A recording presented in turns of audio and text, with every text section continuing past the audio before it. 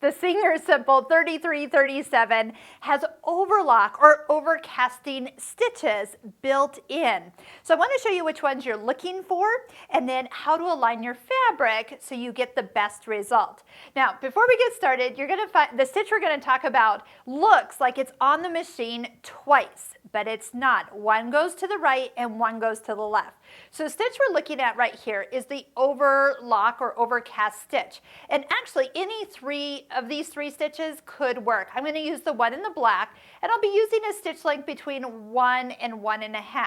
Now if you keep your eye on this stitch, you're going to notice that it is on the machine in the opposite direction right here. So closer to where your zigzags are on the other side of the dial. That is a blind hem stitch, so it's going the opposite way. And if you're looking for the stitches to jump off the right side of the fabric, you need the stitch to jump this way. So just make sure you pick the right stitch. So an overlock stitch is to prevent the fabric from unraveling after it's been washed. So the more you wash it, the more you use it, the more these are going to fray out.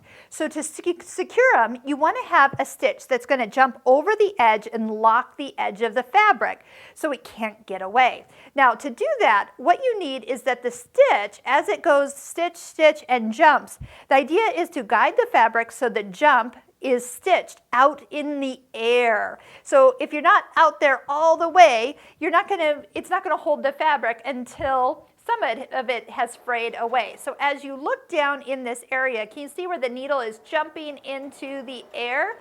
And you're just gonna need to find where the best place to kind of guide it. So I can kind of see I'm on the inside of this toe just a little bit.